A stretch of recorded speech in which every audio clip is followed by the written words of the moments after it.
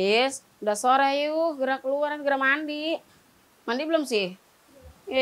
Rek naon deui udah sore. Belum mandi. Nama saya Kurnia, suami saya namanya Bapak Yanto. Saya mempunyai 2 orang putri dan umur saya 40 tahun.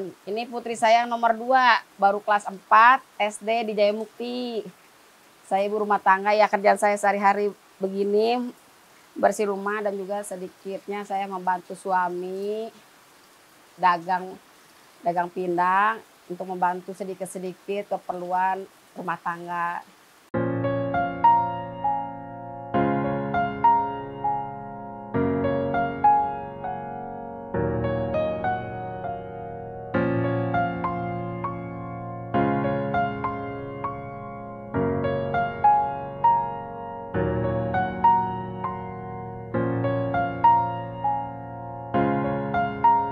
Dari jam 8 saya nunggu pindang itu berarti 4 jam, 8, 9, 10, 11. Nah jam 12 itu udah matang dengan masak, dengan segala satunya beres juga masak buat anak sama suami. Nanti anak pulang sekolah, makan dan juga saya ngurusin rumah. Jadi waktu saya bagi-bagi supaya semua itu ya nama ibu rumah tangga bisa membagi waktu, mana ya waktunya untuk mindang, buat keluarga dan juga buat usaha. Ya jam 1 saya mandi, sholat, istirahat, tidur. Nah setelah saya tidur sore istirahat, nah nanti teh jam 4 subuh saya berangkat, udah tinggal saya bawa.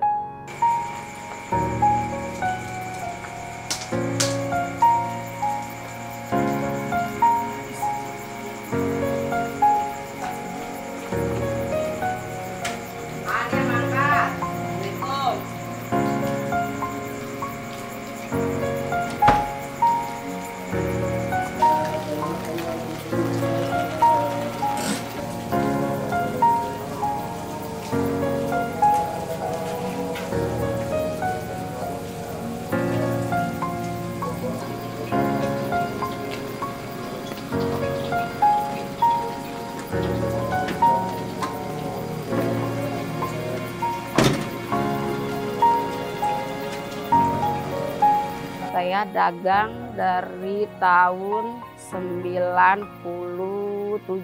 Alhamdulillah sampai sekarang saya masih dagang.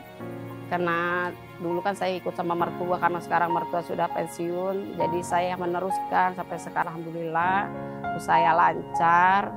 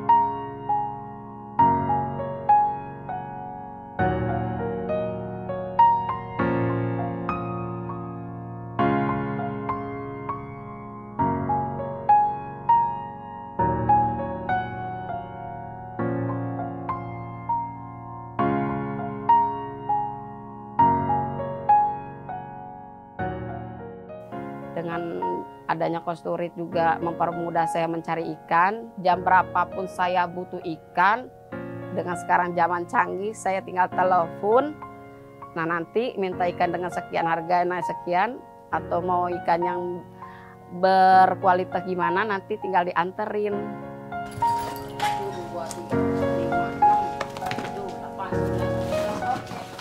Tapi dulu sebelum datang Kosturit, saya mencari ikan itu rada susah dan juga makan waktu dan juga suka rebutan. Soalnya ikan itu harus menunggu dulu yang harus ngadon dari Jakarta. Kalau dari Jakarta itu baru datang ke Jayamukti. Setelah datang ke Jayamukti itu ikan itu datang dengan sekian banyak orang jadi rebutan. sudah mahal, tapi rebutan mau tidak mau dengan harga yang segitu harus mau. Nah kalau Cold Storage itu ada perbedaan, ada harga, ada rupa. Jadi kita mau yang harga berapa tinggal milih kalau di Cold Storage.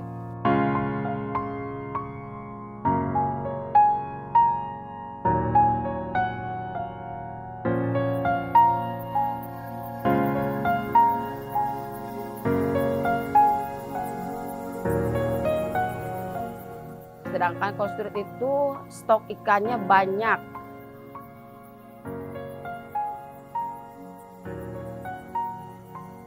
Sedangkan saya kan punya freezer sendiri, jadi santai saya mau mindang. Saya ambil ikan di freezer saya, terus saya mindang sendiri.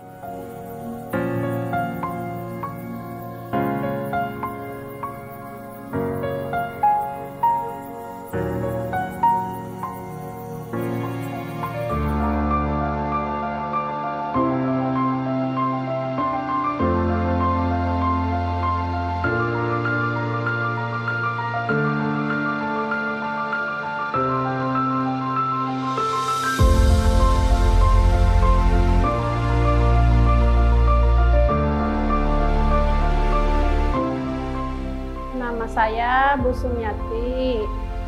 Saya selaku pengolah ikan pindang dari Koperasi Sri Rahayu dari Karawang. Saya mendirikan usaha ini dari tahun 95.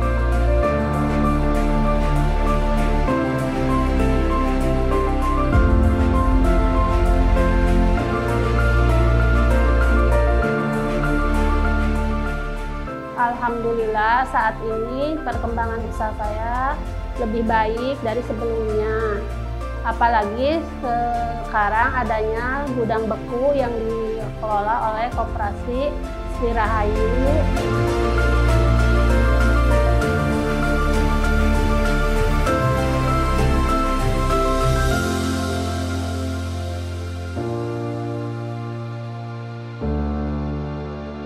Alhamdulillah dampak yang kami rasakan lebih baik dari sebelumnya. Sekarang adanya gudang beku, harga ikan lebih turun dari harga 25.000 per kilo sekarang menjadi 20.000 per kilo.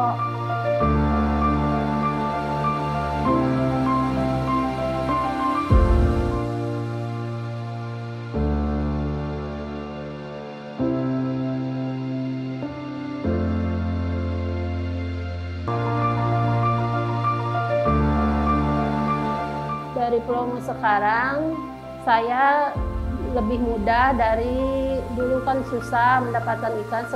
Seadanya gudang beku lebih baik dan mudah, banyak ikan dari gudang beku.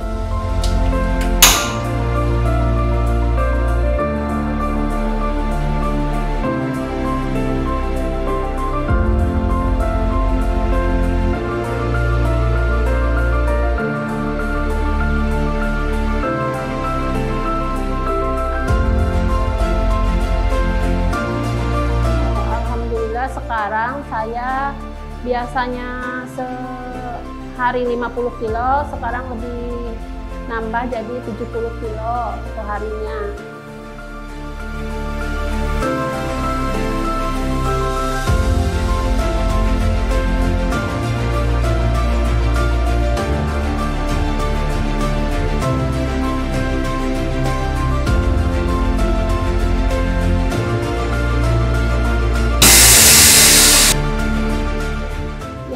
Dari Cikopo doang, pasaran sekarang bisa meluas Bogor ke Indramayu sampai.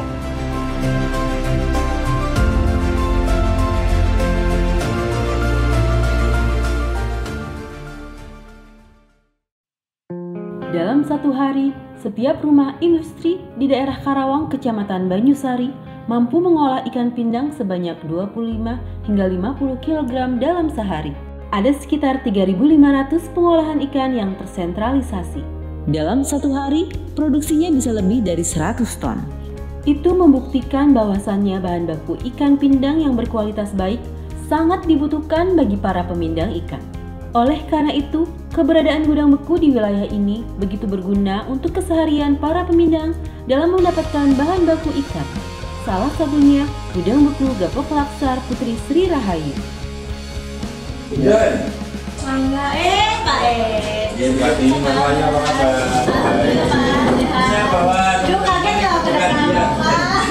Udah lama. Iya, mau ngobrol-ngobrol nih kaitan dengan gudang beku. Boleh, Pak. Boleh. Ibu sehat, Pak. Sehat. Oke. Itu ada Bang Budi ya. Mas, sini Mas. Nggak apa-apa ya, Bang Budi sekalian ini. Ini di sini, ini saja. Oke, Pak. Oke, nggak apa-apa, nanti malah kok. Oke, kita dengar di sini udah meningkat statusnya menjadi koperasi sekarang ya Pak ya? Amin Pak, insya Allah amin, sudah dari koperasi. Gimana ceritanya itu? Ceritanya ya cukup panjang Pak, dari Gapok Laksar, kemudian kami ditingkatkan supaya kelembagaan keuangannya melalui lembaga koperasi Pak, atas permintaan anggota Pak, supaya lebih kuat lembaganya. Bu, Mama Mbak mau ngambil ikan. Ambil ikan? Oh, boleh. Iya. Mbak siapa Mbak ya? Oh, ini pemindang, Pak. Oh, pemindang ya? Iya. Oh, sekarang Ngambil ini ikan, ya? Pak. Kalian nanti bisa ngobrol-ngobrol Pak? Iya. Kemudian di ya, ini ada pengelola gudang bekunya, ada pemindang yang sehari-hari ya ulak ikan di sini. Enggak, ini jujur-jujur saja ya, ibaratnya sebenarnya dengan adanya ini itu apa manfaat atau apa yang dirasakan sekarang setelah ada ini dengan sebelumnya misalnya sifat dukanya itu? Alhamdulillah Pak, semenjak ada gudang terdekat, perekonomian saya sama suami saya tuh agak lancar. Soalnya saya jualan sama suami saya tuh setiap hari jualannya gitu. Semenjak Berapa ada kilo gudang sehari? 40, 40. Dijual ke pasar mana? keliling Keliling ya? Oh, di gendong. pakai akun gendong? Iya, Tiap hari? tiap hari. Subhanallah. Tetapi lancar itu dalam pengertian kalau untungnya tetap kan cuma karena lebih lancar ya? Iya, soalnya kan ada gudang terdekat. Iya. Jadi setiap hari saya kesini. Kelancarannya ya Iya. bahan bakunya dan mutunya mungkin ya gitu ya Pak ya? Nah, itu strategi Pak Koperasi kan bagaimana untuk bisa tetap continuous Pak? Kita ada strategi, jadi semakin kesini itu kita semakin menambah relasi gitu Pak, partner buat stok ikan kita gitu. Yang awalnya kita hanya mengandalkan di Jakarta, di Muara Baru, nah sekarang kita udah ada kerjasama sama yang di luar pulau. Ya, walaupun baru sedikit gitu ya Pak ya gitu. Bisa-bisanya dapat mitra yang ada di luar pulau itu seperti apa? Dari mana Bapak dapat informasinya itu? Ya kalau kami sering konsultasi dalam hal ini Kementerian Kelautan Perikanan Pak, kemudian juga bimbingan dari Dinas Perikanan Kabupaten Karawang. Dengan itu kami dikenalin dengan sentra perikanan Pak. Ada link. Kemudian ada linknya. Kemudian beliau mengeluarkan anggaran untuk studi banding, salah satunya ke Bone, ke Pak Haji Nirwan, itu Pak Yoga, PT Lintas Sumatera Mandiri, Samudra Mandiri, kemudian di Kendari melalui Pak Mukhtar. Nah, dengan kerjasama yang kita jalin, alhamdulillah minimal kita bisa menutupi kebutuhan kami, walaupun selama ini masih kita butuh dari Jakarta juga. Kalau selama ini Pak, anggaran ini untuk kebutuhan pemindang-pemindang itu dirasa sudah cukup atau belum? Sebelum ada gudang beku nih, saya tuh 20 ton aja kayaknya susah gitu ya. Karena kan kita juga terbatas di permodalan juga waktu itu. Tapi untuk saat ini kita mampu sampai 60 sampai 80, bahkan 90 pernah gitu Pak gitu. Jadi ya kayaknya dari angka itu mungkin sebentar lagi kita bukan hanya anggota yang kita bisa penuhi kebutuhannya, mungkin dari pemindang-pemindang yang di luar anggota juga kita bisa lebih lancar lagi suplainya gitu. Suplai ya, termasuk saya dengar ini kemitraan dengan BRI ini juga akan membantu itu ya, penyaluran dana-dana gitu. Itu Iya. seperti apa anunya Bu? Oh iya. Kalau dari BRI alhamdulillah Pak. Mungkin ini juga karena berkat kita binaan KKP, jadi BRI itu lebih istilahnya lebih percaya lagi nih kita gitu. Buat mensejahterakan warga sini, warga sekitar sini. Ya, saya itu di BRI istilahnya dikasih link sebagai agen UMI Pak. Gitu. Ya agen UMI ini Jadi siapa anggota kita yang kekurangan modal, ya kita fasilitasi di sini gitu. Saya sebagai apalisnya, jadi pencairan segala macam di sini itu nilainya dari 1 juta sampai 10 juta Pak. Dalam jangka waktu ada yang 3 bulan, ada yang sebulan sampai 6 bulan gitu. Dengan suku bunga yang alhamdulillah sangat terjangkau. Mungkin saya potong nih barangkali apa ya. Di samping itu juga kami juga menggunakan dana PARI. Jadi itu ada namanya PARI, Pasar Rakyat Indonesia. Alhamdulillah Ibu Ketua sebagai admin PARI, akhirnya kami dapat kemudahan permodalan yang cukup besar tanpa jaminan Pak. Jadi PARI itu Pasar Rakyat Indonesia, salah satu unggulannya adalah komoditi perikanan Pak. Gitu. Seberapa Bapak ketahui tentang mutu ikan bahan baku dan yang sekarang ada itu? Menurut kami sih sudah Pak, karena begitu kami mengambil ikan di luar pulau atau perintah Ibu Ketua juga, di sana mulai seleksi ikan, misalkan mata merah tidak ambil, kemudian juga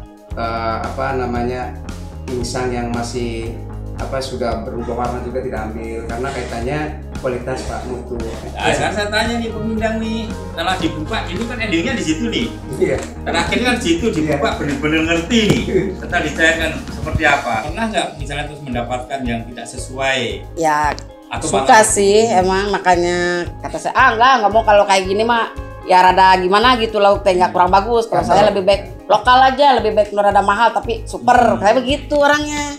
Oh gitu ya. Kalau jenis ikannya apa yang menjadi favorit?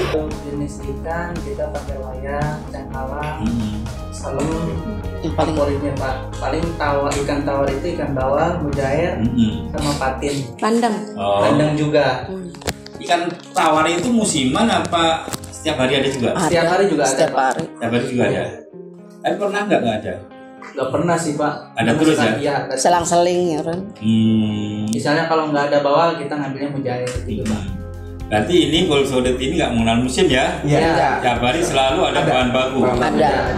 Yang terakhir ini mungkin sebagai kesimpulan yang kita bisa informasikan ke publik ini, volumenya berapa ton menjadi misalnya per harinya itu loh? Per hari ya sekitar, kalau dulu sebelum punya gudang bambu apa kata Wakil Ketua 20 juta sudah nyampe. Sekarang sampai 80-95 ton per bulan. Iya, artinya kalau dihitung dari harga rata-rata 20.000 aja udah omsetnya sebulan ada uang berputar berapa tuh? Ya, 1.700.000.000 Pak. Ya, kalau yang bukan ini ya. Kalau dulu hanya 400 juta Pak. Ya, kita sekarang sudah mendekati 2 miliar per bulan.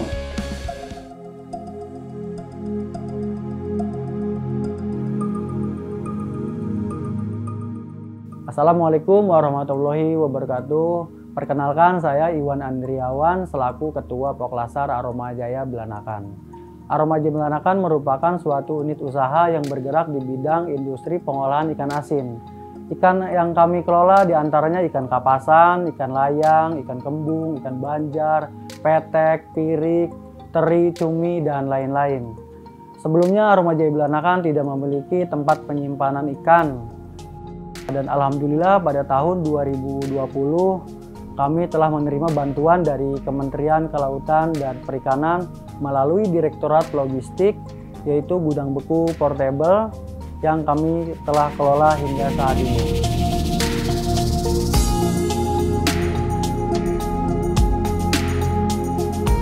Peran adanya Aroma Jaya Belanakan alhamdulillah dapat menampung hasil tangkapan nelayan lebih banyak.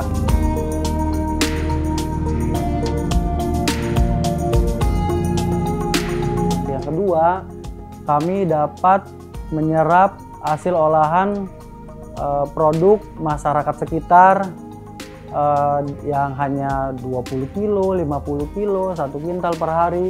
Saat ini kami dapat menampung dengan adanya gudang beku ini.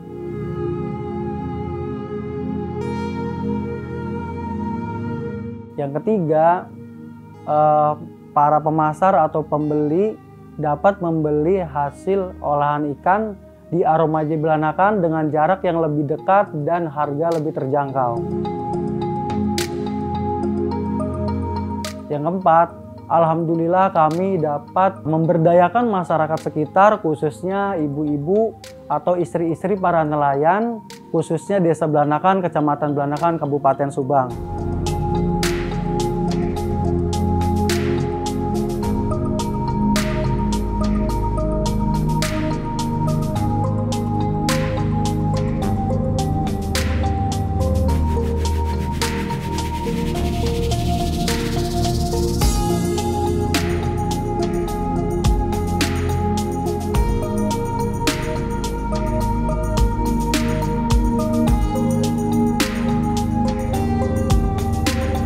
Produk kami akan dipasarkan ke Kota Garut. Ini ada teri. Kami sebelumnya pengiriman hanya di Kota Bandung dan Cianjur. Tapi setelah adanya gudang beku ini, alhamdulillah kami dapat memasarkan hampir seluruh kota di Jawa Barat dan Jakarta. Sebelumnya kami hanya memiliki modal 100 juta. Dan setelah ada pengembangan pasar, kami melakukan peminjaman di bank. Saat ini kami alhamdulillah dipercaya pinjam ke bank 500 juta dan dapat mengembangkan membangun gudang beku sendiri.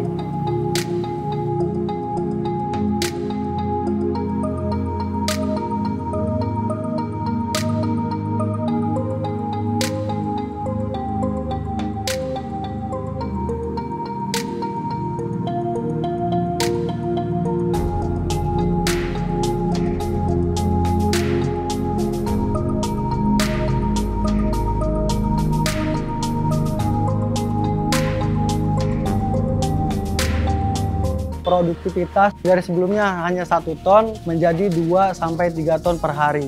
Kami dapat menyimpan hasil olahan produk dengan kualitas tetap terjaga. Yang sebelumnya itu kita kalau sehari 2 hari udah melakukan pengiriman, harga kita kadang turun karena dari mutu kualitasnya berkurang. Jadi ada yang kuning gitu, ada yang bagian sedikit berjamur. Tapi dengan adanya gudang beku ini, mutu kualitas kita terjaga. Yang kami tampung dari hasil olahan masyarakat sekitar, kami kurang lebih ada sekitar 18 orang. Produksinya per hari ada 20 kilo, 50 kilo, ada yang 100 kilo. Untuk 1 bulan kami dapat menampung hasil olahan mereka itu kurang lebih per bulannya 4 ton.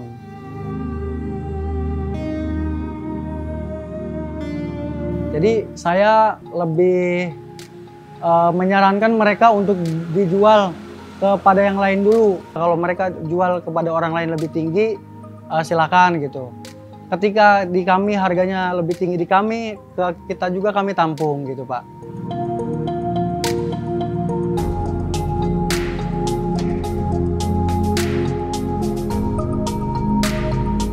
Omset dan pendapatannya kita meningkat.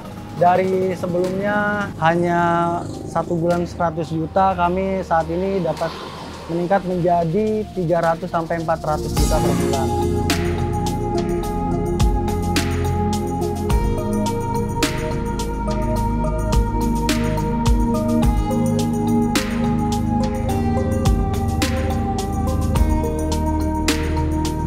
Sumber bahan baku yang kami dapatkan, kalau ikan segar kami dapatkan dari Mina Fajar Sidik. Yaitu pelelangan kita tidak jauh dari sini sekitar 1 km. Ya, kalau ikan beku kami dapatkan dari Muara Baru, Muara Angke, Juwana, Tegal, Batang, dan lain-lain. Harapan saya semoga Aromajaya Belanakan dapat meningkatkan kesejahteraan masyarakat dengan menjadikan Desa Belanakan, Kecamatan Belanakan, pengolah dan pemasar hasil olahan perikanan, ikan asin khususnya, menjadi terbesar dan terbaik di Kabupaten Subang.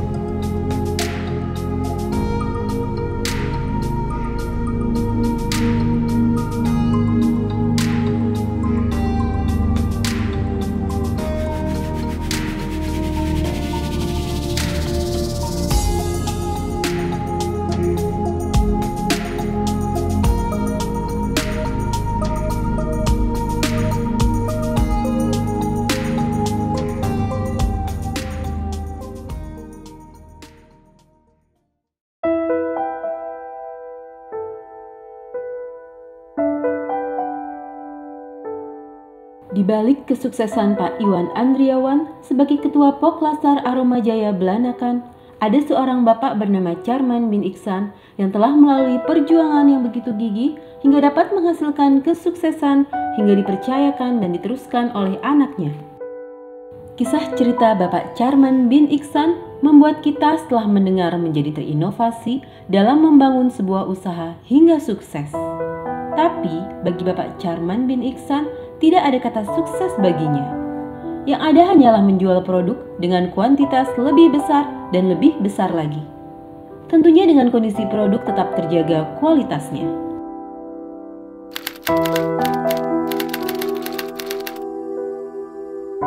Kita usaha sendiri, kita ikut bapak dulu ada sekitar 4-5 tahun di bapak. Cara ngolah ikan ini gimana, cara ngasih garamnya gimana, cara pengirimannya gimana. Udah itu sambil berjalan kita ikut pemasaran waktu di bapak. Cuman dulu kan belum kayak sekarang banyak mobil dulu pakai beca saya tuh kecil Maya tuh. Jualannya jelek lagi, goyang-goyang gini. Belakangnya malam jam 12, jam 1 malam. Kalau jalan jelek turun, ikut turun beca. Ya sampai udah punya anak satu Iwan, di bawah itu udah ketiga Iwan, kalau malam tetap ikut pakai beca juga.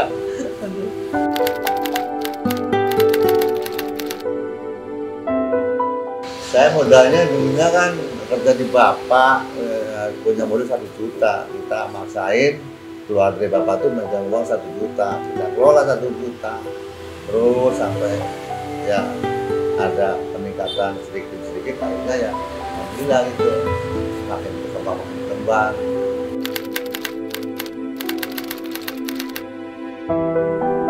Nah, Aroma Jaya ini emang ceritanya emang dari ikan saya tuh. Ketika itu kita waktu pas mau naik daun lah, tahun 2000 tuh mulai naik daun. Kita kebetulan banyak ikan coklatan di sini, yang ikan coklatan, Cianjur yang Cina itu, kasih nama Aroma.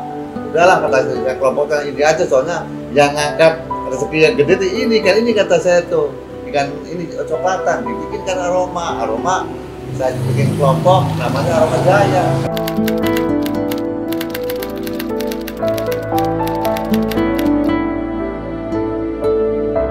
Harapan saya sih Pak ya, pengennya ya makin meningkat gitu Pak, dari produksi, dari kita pemasaran. Iwan tuh dulunya kan sama ke Cianjur, ke Garut, ya nggak mau sendiri karena kan belum bisa masarin ikan di tahun 2019-20 banget. Nah, sekarang karena saya tuh udah bisa masarin, makanya saya lepas sekarang mah. Saya tidak tahu menahu mau Cianjur, mau Bogor, mau Bandung, mau Garut, seserah anak saya yang masarin. Saya mau udah lepas, termasuk bahan baku juga. Ini kan kemarin dapat 12 ton, saya kan nggak tahu 12 ton kemarinnya tuh. Waktu malam Selasa datang, Senin yang kirim barang ke Bandung. Nah, dari Bandung nggak balik lagi tuh, langsung ke Jakarta, baru ya. Kemarin baru ngambil bahan baku, bahan benda itu. Berapa? 12 ton? 11-9 ya? Ambil 12 ton dikit doang. Sama yang kemarinnya yang 3 hari kemudian 3 ton, yang 12 ton.